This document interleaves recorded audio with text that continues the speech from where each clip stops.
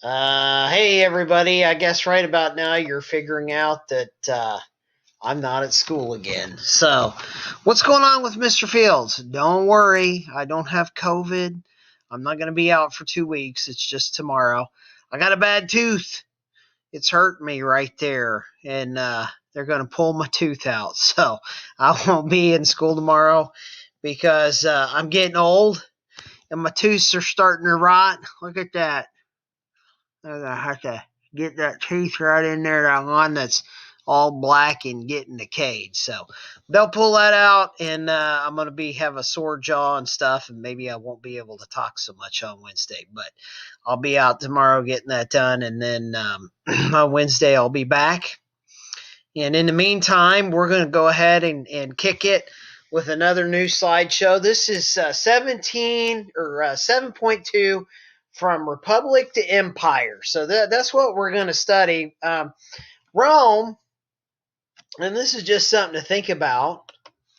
The average life expectancy of democracy, or in this case, a republic, is 250 years. And we are getting on to that 250-year mark. So, what if, let's say in a theoretical world where Donald Trump went ahead and takes control after the election, and there's a question as to whether he did that by force or not. Would that be the end of the republic?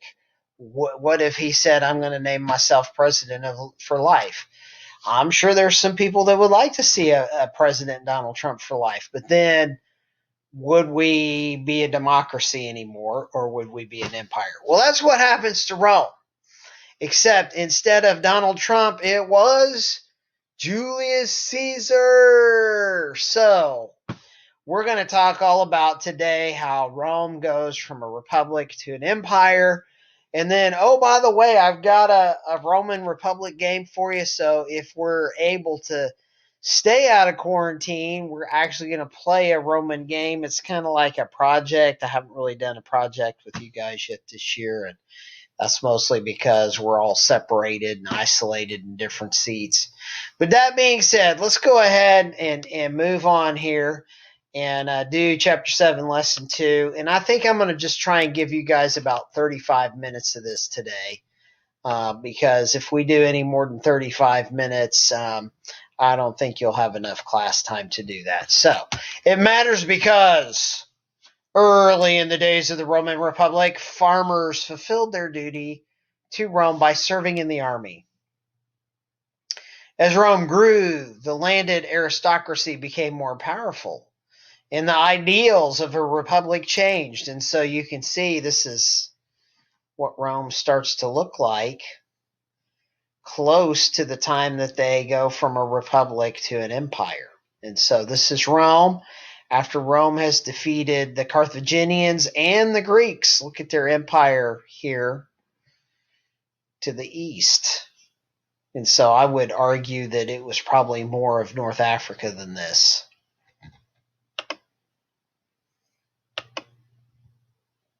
All right, second century. So the Senate had become the real governing body of the Roman state. They remained senators for life, and they held the chief offices of the republic. The Senate directed the wars of the 3rd and 2nd centuries and took control of both foreign and domestic policy, including financial affairs. So senators remained in the Senate for how many years? And hey, look at that great picture of the Senate. They remained in the Senate for life, didn't they? Yeah, because look, here it is underlined. And in fact, if I go back, we have to be careful with this because this is one of those slideshows where there aren't actually multiple choice questions. And so as I look at it, I can see that there's things that are underlined here. And so those underlined pieces would answer the question. So, for example, the question is senators remained in the Senate for how many years? They remain senators for life. You can see where it's underlined there. Does everybody understand how that works? I hope so, because that's going to be important for your next test. All right, so the Senate and political officers. So the Senate and political offices were increasingly controlled by small circles of wealthy and powerful families. However, many farmers of small amounts of land were unable to compete with large, wealthy landowners and lost their land. Many of these small farmers drifted to the cities, especially Rome, forming a large class of landless poor. All right, so there you go. I mean, when we talk about how do you lose a democracy? Well, for starters, it's really hard to have a democracy when you have a large lower class. And what usually happens is because you have a large poor class, you'll get somebody, a very powerful figure. Sometimes we call these guys demagogues. That'll come in and they'll promise the poor, hey, I'm going to give you this and I'm going to give you that.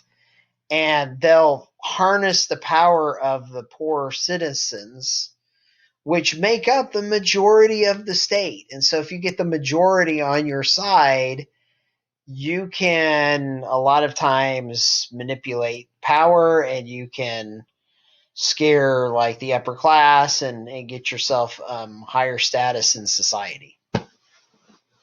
So who were the first to do this? That'd be Tiberius and Gaius Gracchus, otherwise known as the Gracchus brothers.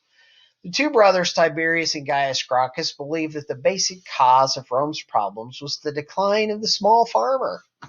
To help the landless poor, they had the Council of Plebes pass land reform bills that called the government to take back public land held by large landowners and to give it to landless Romans. So they basically kind of run on this platform that, hey, we're going to get land back to the poor farmers. All right, as you can imagine, this became wildly popular with poor landless Romans. So what were the two brothers' names? Tiberius and Gaius. All right, so many senators who were large landowners did not like this. They did not want to give up big chunks of their land. A group of senators took the law into their own hands and killed Tiberius in 133 BC. His brother Gaius later suffered the same fate.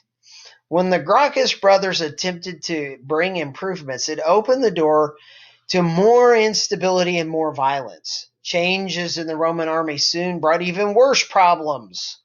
So instability is the quality or state of being liable to change or alter. True or false? When the Gaius brothers attempted to bring improvements, it opened the door to more instability and less violence. I believe that would be false. And there they are. So, all good intentions, they kind of open the floodgate to what we call mob rule. In other words, powerful men harnessing the people's will or the people's might. Okay, now, again, if you get somebody of great importance and great power in the situation, what ends up happening here, let me get rid of that. What ends up happening is you'll get a demagogue who comes in and says, hey, I'm going to promise you I'm going to do this. I promise you I'm going to do that. And he harnesses that power. So, let's take Trump, for example. He promised to build the wall. That was really popular amongst, the blue collar class of people. They felt like immigrants were coming in and taking their jobs, and so that's something he rode to power on. Now, if he managed to seize power and stay in control and then name himself president for life, then we would have like a Rome type situation. So, new way of recruiting. In 107 BC, a Roman general named Marius became consul and began to recruit his army in a new way. The Roman army used to have been made up of men who were landholders of small farms. Now, generals like Marius recruited volunteers from the urban and rural poor who didn't own any property.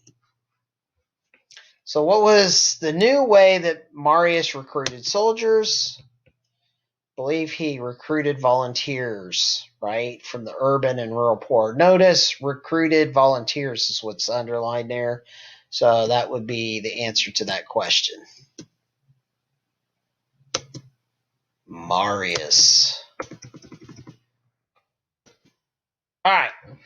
So a new role for the army. So one of the things that he does is he promises them land. So we're going to learn about this.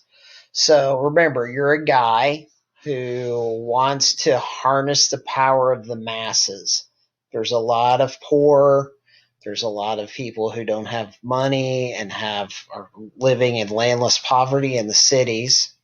So volunteers swore an oath of loyalty to the general, not to the Roman state, creating a new type of army no longer subject to the state. That's a problem. If the army is loyal to the general and not to the state, you've got an issue. And so sometimes I've heard like some of the more extreme Trump supporters saying, well, we should just, take government. The army's on our side. Well, the U.S. Army swears its allegiance to the state, not the president. And so maybe most of the people who serve in the army are Republican and supported Donald Trump. But in theory, they're going to support Biden over Trump because they support that the majority of people voted for him. So we'll see how that all turns out. But let me go on. To recruit men, a general would promise them land.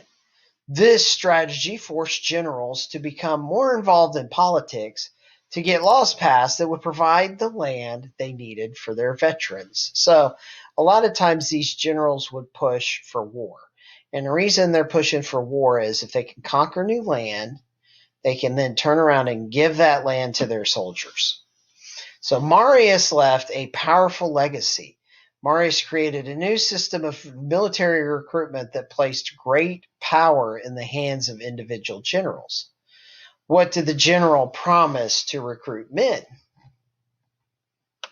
Well, that would be land, right? Let's go back and see if that was underlined. Yeah, there it is. Would recruit land. So just remember, it's the underlined word that you're looking for. All right, end of the Republic. So Lucius Cornelius Sulla was the next general to take advantage of the new military system.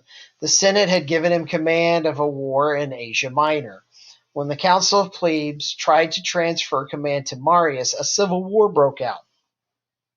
Sulla won and seized Rome itself in 82 BC, conducting a reign of terror to wipe out all opposition.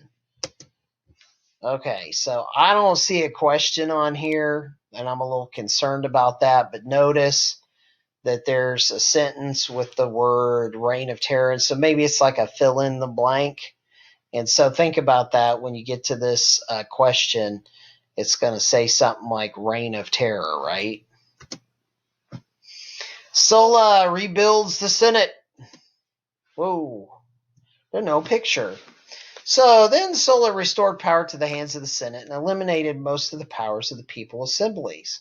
Sulla hoped that he had created a firm foundation to restore a traditional Roman republic governed by a powerful Senate. His example of using his army to seize power would prove most attractive to ambitious men. So you're getting a couple of things here. First, maybe he has the good intentions of restoring the republic. He's thinking things are getting out of hand with poor plebes. He's from a patrician family, but he takes it upon himself to go in with an army that he controls. He marches in. He defeats the other general. He seizes power for himself, conducts a reign of terror in which he executes all of Marius's allies, and then he restores the Senate to power, right? So future generals see that, and they're like, oh, we could seize power ourselves and implement the changes that we needed. All right, for the next 50 years, from 82 BC to 31 BC, Rome history was classified by two important features: competition for power by Roman people and civil wars caused by their own conflicts. Roman history was classified by which two important features? Democracy and economy, wealth and greed, competition and civil wars, death and expansion. I believe that would be C. And by the way, that's a beautiful picture of the Colosseum. Notice how big it is. There's a little dude right in front of it. Keep in mind, that's the first sports stadium ever built, and it's like 2,000 years old. It's extremely impressive even to this day. All right, a triumvirate. What is it? So what comes out of this is an alliance of three generals. And we get the word tri. It's Latin, means three. So that's where we get the English word tree from. That's also where we get the Spanish word trace from. Trace, try, and tree. Okay, Crassus, Pompey, and Julius Caesar all held enormous military and political power. Crassus was the richest man, Pompey a war hero, and Caesar had a military command in Spain. In 60 BC, Caesar joined with Crassus and Pompey to form the first triumvirate. A triumvirate is a government by three people with equal power. So who formed the first triumvirate? All of the above. The first triumvirate, the wealth and power of these three men was enormous and enables them to dominate the political scene. With this power, they were able to achieve their basic aims. Pompey received a command in Spain. Crassus was given a command in Syria, and Caesar was granted a special military command in Gaul, which is modern-day France. Once Crassus was killed, only two powerful men were left. As a military leader, Caesar had always been willing to face great personal danger. So after this, he and his veteran soldiers who were loyal to them. After this, he had veteran soldiers who were loyal to them. So true or false, Caesar did not like being near danger. And I believe that would be false. Right? Because look at the word that's underlined there. I'm going to move myself up here. Well, that still covers up words, doesn't it? Let's see how much time we got. Okay, I got about halfway through the slideshow here. And get my face back down here. Get myself in this corner. All right, so next slide. Caesar versus the Senate. The Senate was afraid of Caesar's popularity, and they voted for Caesar to lay down his command and become a private citizen of Rome. Caesar was totally against this because it would leave him vulnerable to his enemies. Caesar kept his army and moved into Italy illegally. Caesar ended up starting a civil war between his forces and those of Pompey and his allies. Caesar defeated Pompey and was left in complete control of the Roman government. And so this is kind of the final death blow to the Republic. Okay, because once Caesar takes control, he appoints himself for dictator for life, and that's when we consider the Roman Republic to end. So there's a lead up to it, starting with the Gracchus brothers, but then going to Marius and Sulla, and eventually it leads to Caesar kind of finally having a framework built and seeing, oh, I can just march in and take control. So how did the Senate try to get rid of Caesar? Oh, let me go back there. They tried voting him out.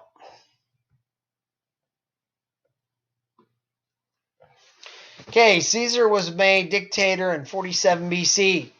This position was temporary, only used for emergencies, but Caesar was officially made dictator for life in 44 BC. He gave land to the poor and increased the Senate to 900 members. By expanding the number of senators, he weakened the Senate's power. So when did Caesar expand the number of senators and what happened? He increased the Senate to 900 members. He gave land to the poor. He weakened the Senate's power. He was made dictator.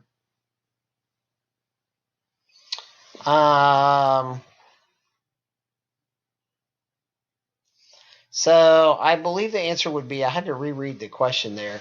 I think it's C. He weakened the Senate's power, right? So that's kind of weird because they have he increased the Senate to 900 members, but the way they have their question worded, it would be C, right? He weakened the Senate's power. So maybe that needs to be changed on your slideshow when I hand it out. I can underline the other part of that. Okay, Caesar's accomplishments. Caesar granted citizenship to a number of people in the province who had helped him. He also changed the calendar by introducing the Egyptian solar calendar of 365 days, which with a few more changes became our current calendar in 1582. So the current calendar we use is actually Caesar's calendar. That's why we have July, it stands for Julius, and August stands for August. Okay. Caesar had many more plans along the lines of building projects and war campaigns, but was never able to carry it out. In 44 BC, Caesar was assassinated by a group of lead senators who resented him in fear that the old republic system would return. In reality, Caesar's assassination was what ended the system with a civil war. So in an attempt to try and reestablish the old republic system, they assassinate him. And what happens is an ugly civil war kicks off in which his nephew Augustus seizes control and becomes the first emperor of Rome. The second triumvirate, after Caesar died, Octavian, Antony, and Lepidus formed the second triumvirate. After a few years, Antony and Octavius split the Roman Empire between them. Octavian took the west, Antony the east, who took control of Rome after Caesar died. I guess it'd be both A and B, right?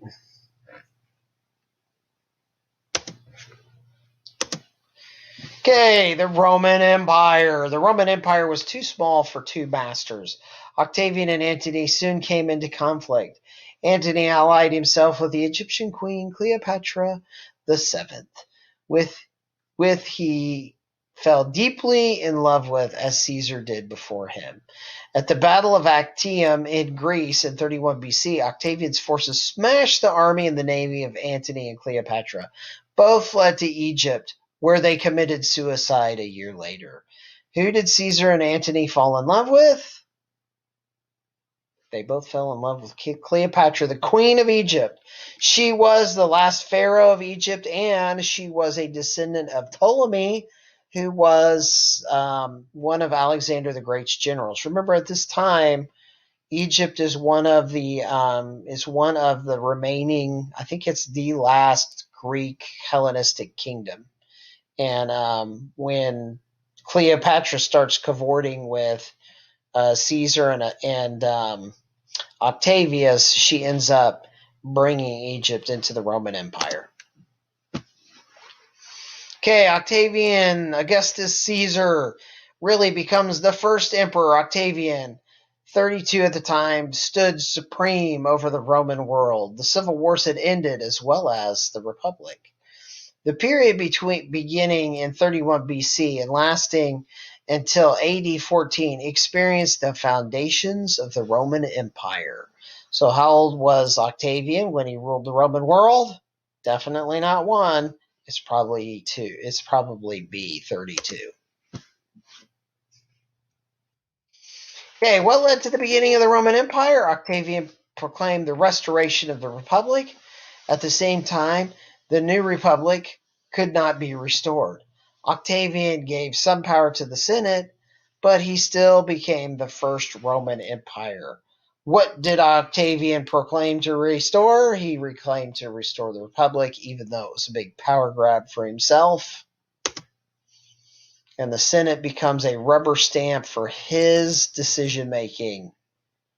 So Octavian Augustus. In 27 BC, the Senate awarded Octavian the title of August, the revered one. Augustus provided to be highly popular. No doubt people were glad the civil wars had ended. His continuing control of the army was the chief source of Augustus's power. The Senate gave Augustus the title Imperator. Imperator means commander-in-chief. True or false? The chief source of Augustus' power was his continuing control of the Move myself, army. And I believe that would be true. And there he is. All right, Augustus began a new system of governing. Augustus began a new system of governing provinces. Augustus ruled over senatorial governors and established a unity in imperial policy. So who began a new system of government? Augustus, the first emperor of Rome. And there he is. Why does he have a little baby hanging onto his cloak? I don't know. I think this is where we get, what's the baby called? Cupid? He had a Greek name. In the Roman mythology, he's Cupid. In the Greek mythology, I think he's Eros.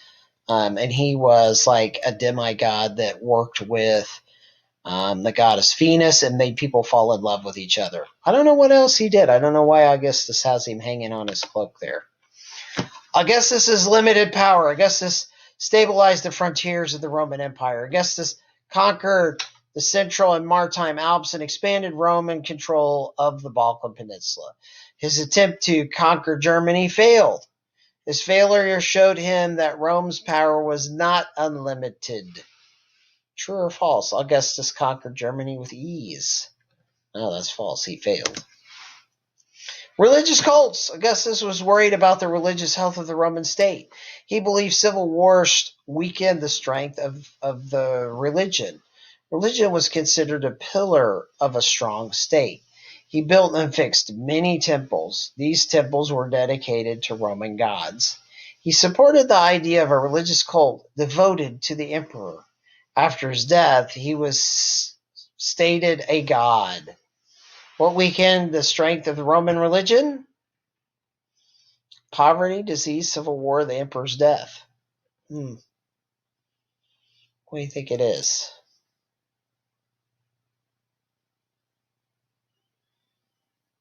I'm not sure. Oh, civil wars would weaken the strength. Okay, so C would be civil wars. There we go. The Augustinian Age. The Augustinian Age was a lengthy one. Augustus died in AD 14 after controlling the Roman world for 45 years. He created a new order while maintaining traditions, values, and perhaps fitting for a leader whose favorite phrase was "make haste slowly." By the time of his death, the republic was a memory. Rome would now be ruled by emperors. What was Augustus's favorite quote? Make haste slowly.